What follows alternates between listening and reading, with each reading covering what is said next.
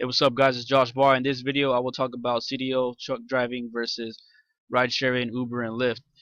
Now, I could talk about truck driving for 20 minutes and Uber and Lyft for 20 minutes, but I don't want to make this video too long, so I'm gonna kind of run through it and put out a lot of content.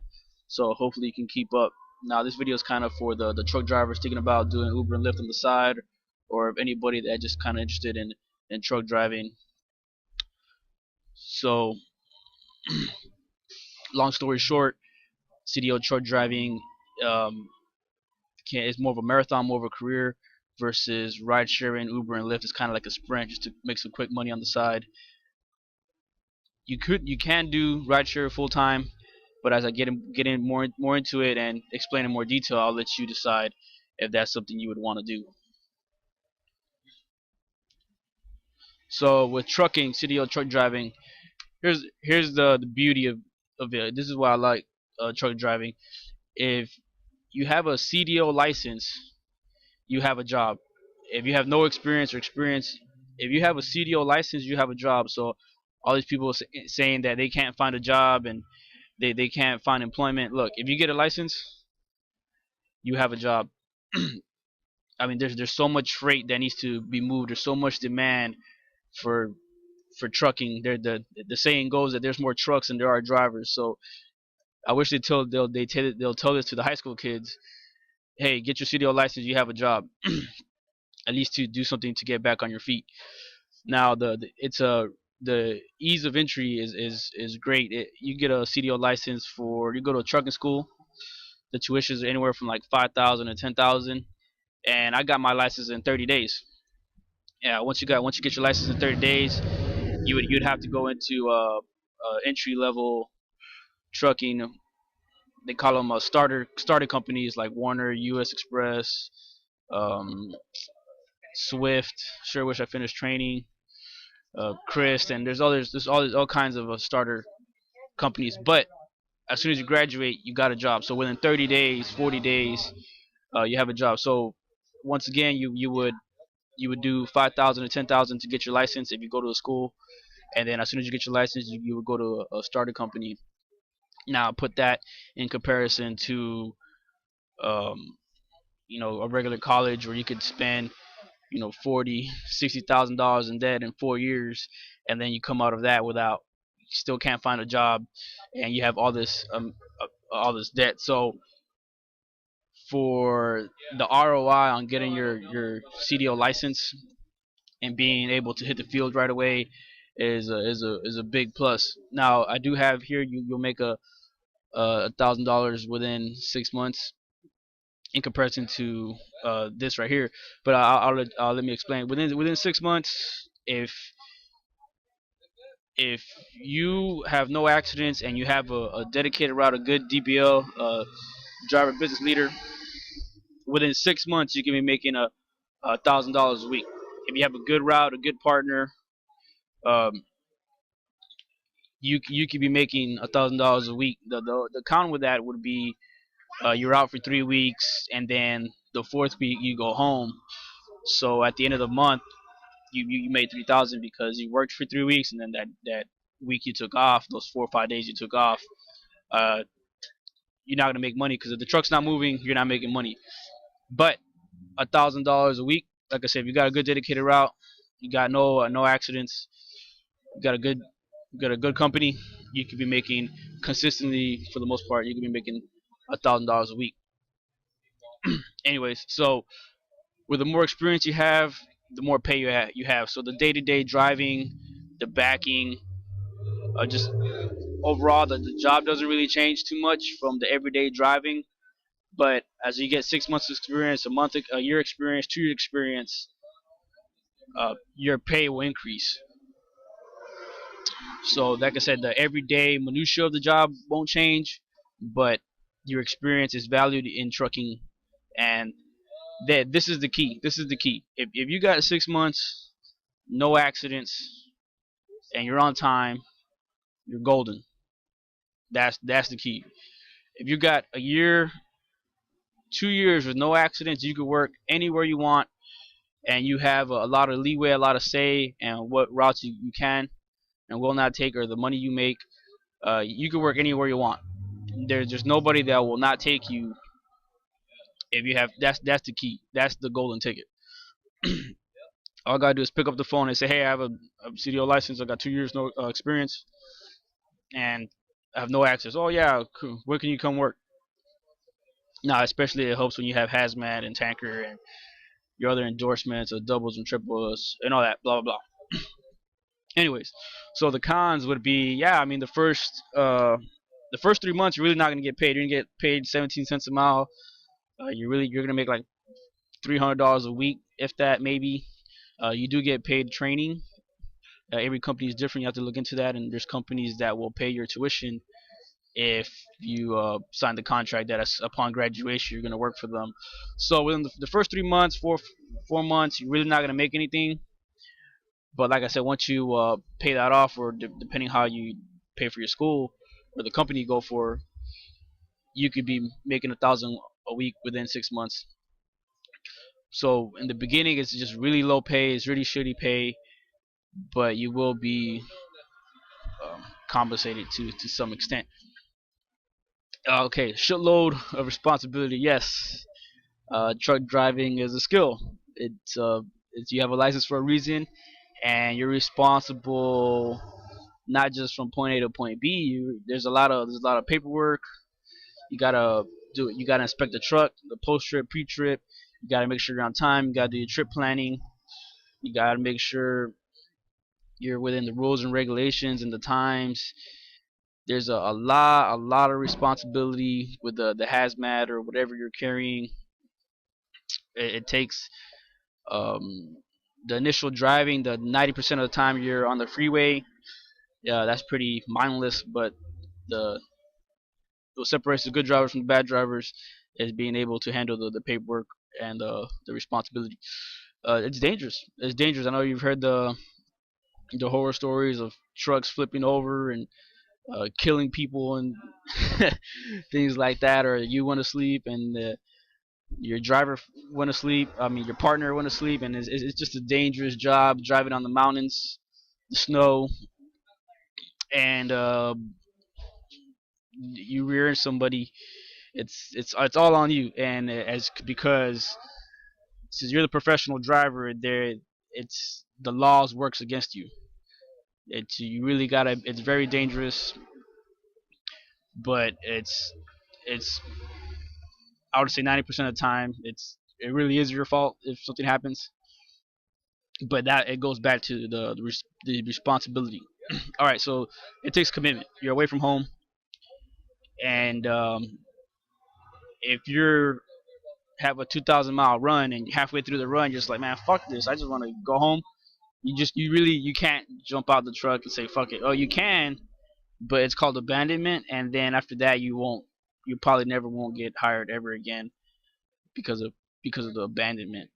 So once you're on the run, once you're on a load and you're running and you're out for that the week or 2 weeks, whatever, however you have it worked out, you just can't say it's rainy, it's cold, snow. Like it's you really have to finish out that week.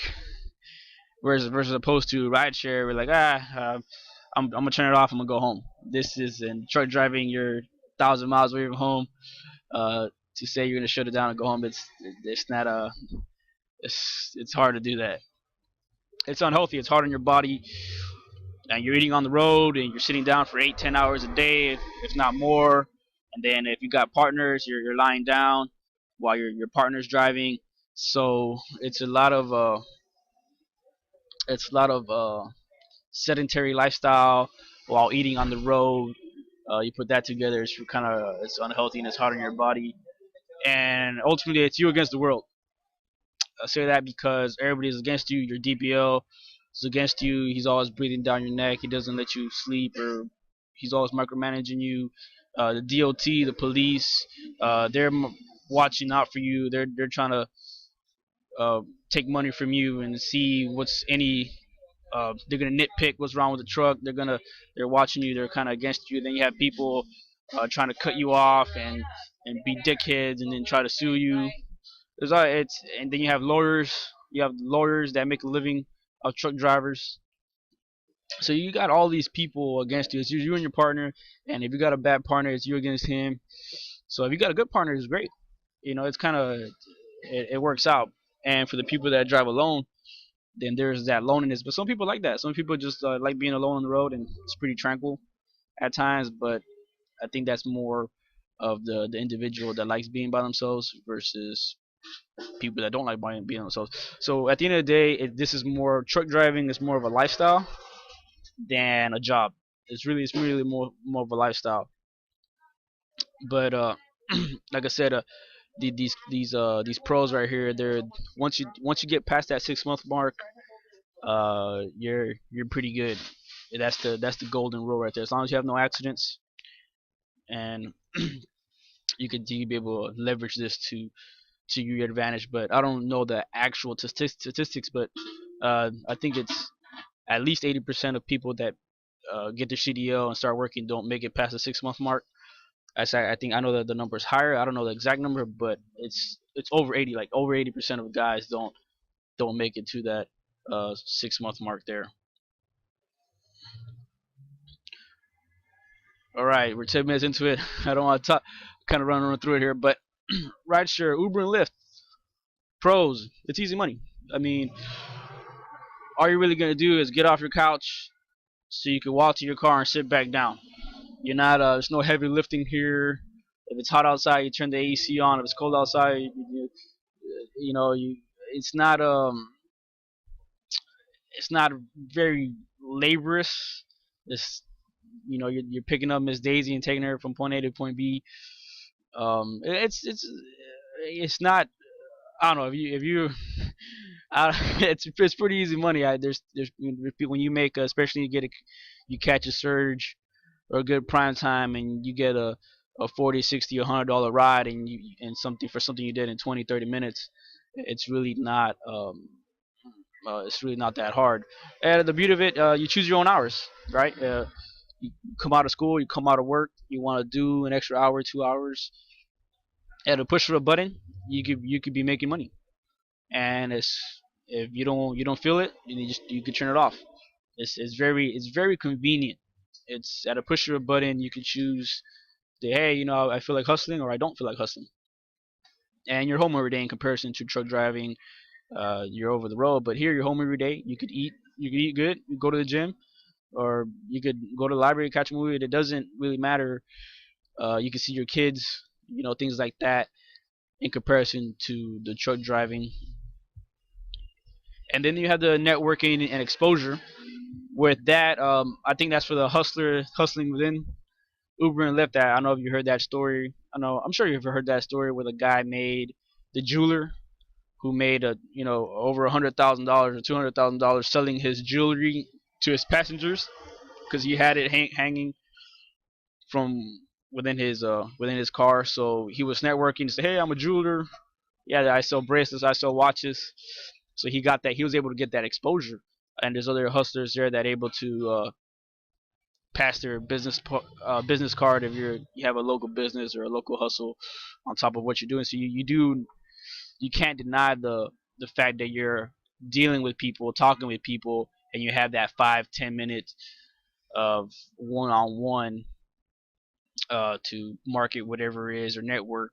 Or even if you're not trying to sell anything, there maybe you just talk to them, you get to know, oh yeah, I was looking for or whatever. I was looking for something. Sorry, I got distracted there. Like, oh yeah, I was looking for a carpenter and painter. It's nice to meet you. Now maybe I'll give you a call. Anyways, the cons. Okay, so the car depreciation there. You can't deny that you're gonna put miles on your vehicle. If you know that coming in and you're prepared for the depreciation and you're making enough money to counter that, then it's all good. But if you're one of those guys that complains that oh my car gets 17 miles a gallon and it breaks down and you're driving the limit and every other week it's breaking down and you're losing money, I don't think you should really blame that on Uber and Lyft. I think you should kind of blame that on your structure of your business because in the way your car is the structure of your business. So to the guy complaining about getting 17 miles a gallon, Okay, I mean, why don't you be like the other drivers who get 35 miles a gallon, 40 miles a gallon, right? They're actually getting double for their money there. So, but anyways, you will put that, your car will depreciate there. But if you know that coming in and you're making enough money to counterbalance that, that's up to you. But I'd rather my car depreciate than my body depreciate. I know there's people working on the fields or heavy lifting or farmers or sacrificing their body in the construction or something, you know, uh, and they have. I mean, I'd rather the car depreciate than put that wear and tear on my body. So I don't know why people want to argue that. Anyways, and then of course you're gonna have the disgruntled riders. You're gonna have the drunks, the unhappy people, the and if you work in the service industry, or you're a waiter or a chef or a bartender or any type of service industry. Look, there's people that you just can't satisfy. There's people that they're always angry. There's nothing you can do. They're always gonna they're always gonna bitch and moan, right? So you gotta handle those people, or you're gonna have people that you're just not gonna get along with. You're not gonna get along with everybody. You gotta know how to handle that. So that leads into the fragile rating system, which really translates to job security, because your fate or your job security is really at the hands of people with the opinion of the people. So that to know that a couple people can file a complaint and get you fired is really it's really inconvenient in comparison to truck driving. If like I say, in truck driving, if you're on time and you don't have accidents, you got a job. In truck driving, you gotta fuck up. In truck driving, you gotta hit somebody, you gotta get in an accident, and it's on you when you get fired. Here, it's like you can do everything right except your face or something, and then so it's, your job security is at the hands of the people. But if you got people skills, I think those are the people that wind up lasting long. Versus truck driving, you don't really gotta have people skills. You just gotta talk to the shipper, your DBL, get it from point A to point B, and no one's really gonna mess with you. So with truck driving, you can get away with not having people skills, but and with rideshare and Lyft, your job security is basically at the hands of the people. So you're kind of walking on eggshells there at times. Now, zero control over pricing, right? So people that got in with Uber and Lyft 2-3 years ago, they were making all kinds of money, and now they turn the app on. They won't even drive anymore because they're so disappointed with the money they make now in comparison to when they first started driving. And it's not like, yeah, that there's the saturation of the market or whatever, but when Uber and Lyft decide to drop rates, it's really out of our control. And if your pimp Uber decides to start taking 30%, there's nothing you can really do about it. And if your pimp daddy Lyft decides they want to take a 40% of your earnings, yeah, there's really nothing you can do about it. So it's either you find another pimp or you get off the streets, right? But I mean, that's the I think that's the way it is. Where you can't, it's out of our control. And versus truck driving, if you got a year experience or 2 years experience, or you got your endorsements, and you say, hey, I make 45 cents a mile, I know my worth, and if you're not gonna pay me 45 cents a mile, I'm gonna go somewhere else. I'm gonna go to another company that will pay me what I'm worth, right? So with Uber and Lyft, if they want to start cutthroating each other at the expense of the drivers, that's out of our control. But like with truck driving, if you know your worth, you're a 50 cent a mile driver, you're a 45 cent a mile driver. The companies will value your experience and your endorsements, and you're gonna get paid what you're worth. You have that, um, the haggle. You have that right to get paid what you're worth, and you're that's valued. So is one better than the other? I'm not gonna say that. I think it's really up to your lifestyle and what you want to do and how it fits into your lifestyle. But for me, the bottom line would be, or the best worlds would be to to do both, or to use it to your advantage, to use it to your lifestyle.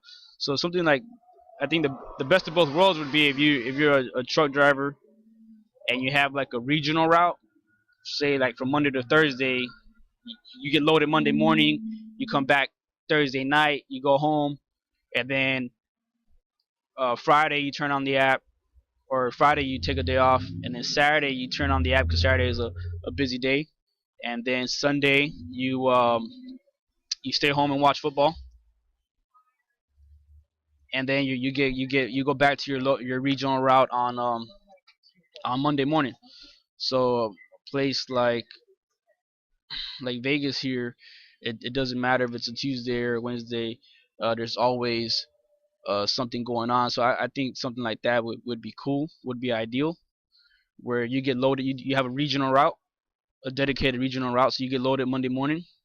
You come back Thursday night. You take Friday off. You Uber and Lyft Saturday. You watch football on Sunday, and then you're back on the road on Monday. So I think something like that you could definitely leverage to your advantage. I mean, it doesn't, it could be Vegas, it could be Atlanta. Atlanta's a big hub, or something like Miami. So like I said, if you have the 6 months experience, you could find a hub in Atlanta or Miami or something like that, and use that to your advantage. So if your DBL wants to give you a 300-mile run or a shitty route, you can play hardball and be like, nah, I ain't taking that run. So that's a bullshit run. I ain't doing that bullshit run. I ain't moving empty containers for the sake of empty containers. I'd rather just Uber and Lyft and make more money. Don't let the DBL bully you into do some short runs, because you can make more money with Uber and Lyft, and if it's at your advantage, right? But I think the bottom line is they're both means to an end themselves. Uh, Here's the bottom line: if the truck's not moving, you're not making money. If you don't have a passenger and the car's not moving, you're not making money. So there really is no what's the word I'm looking at, like retirement plan or pension plan. I think the thing is here is make your money, save your money, invest your money into other things, make the money while you can, while you have an exit strategy while you're driving. It doesn't matter if you're a trucker or a rideshare guy. Have an extra strategy, build your own business, do your own thing. Because, like I said, if you're not driving, the truck's not moving, car's not moving, you're not making money. And like I said, use trucking to your advantage, use your license to your advantage, use rideshare to your advantage. See how it fits into your lifestyle. But I think as far as the future, for me, um, I think the automation is a threat to the transportation uh, industry. So here we have self-driving trucks. Self-driving trucks will actually be great for truckers. I think that's a bunch of bullshit. As soon as the company realizes that we don't need drivers, and the computer can get from point A to point B and move freight, and they don't have to pay you no more, and they don't have to offer you healthcare and things like that, then they're gonna give you the boot. Now that does remind me with a pro for truck driving, because mostly all the companies have healthcare. Once you do 6 months or 4 months, or because every company is different, you will have dental and you will have healthcare, and it kind of goes to your family as well. That's a big pro. That's a big pro for truck driving. You do have that healthcare versus Uber and Lyft. They're pretty much like, hey, we don't care, right? Um, but truck driving does have healthcare if you go for a company, so that is a big pro. Now, but yeah, as far as the future, I think that we're going to see a lot of more autom- automation, and if uh, a truck can go from point A to point B, I mean, I don't think it's going to happen anytime soon. 5 years, 10 years, 30 years, it's there. Here we have the driverless cars, right? have this in the future. I think driverless cars. I think if everybody had a driverless car where you drive to the parking lot and then you get drunk at the bar and then you walk to your car and it's already set for home, and all you gotta do is turn it on and it takes you home. I don't see why anybody would take a taxi or an Uber and Lyft. And you don't gotta be drunk. You just gotta be drunk enough to where you blow over the limit, but sober enough to you could turn the car on and it's it drives you home. I think that would be a big blow to the taxi industry, Uber and Lyft. And I mean, I don't know how. I don't have an actual timeline on this, but this is where the future is going. Here we have the driverless pods, right? Here's a oh yeah, you push the app and the pod comes up to you, right? And then we have here's another image of that. So you push a button, the pod comes up to you. I mean, I don't know how far in the future it is, but the future's coming. You can't deny the future's coming. And I think with this, I know you hear the Uber drivers tasing people and Lyft drivers pepper spraying people and the rape accusations and things like that. I mean, if it's a driverless pod and you push a button, I don't see why people wouldn't try start taking this. And companies they will have to invest in the initial technology, but they'll make their money back by not having to share that percentage with the drivers, and they'll even put more money in their pocket. So what I'm saying with this, if you can get in now, get in now because the money's on the table now. As far as an actual timeline with driverless trucks and driverless pods and all that, I don't know. I don't know. I but it is something to think about. If you can get it now, make some quick money, and do your because eventually you have to do your own thing, right? That's the big deal here. So if you're looking for an excuse not to hustle, then you're always gonna find one. But if there's money on the table and you can make some quick money, like I said, if you have a studio license, you have a job, and if you can drive Uber and Lyft, use it to your advantage. So with that, I hope you liked the video. Subscribe, push the like button. I'll see y'all next time. Stay on the baller.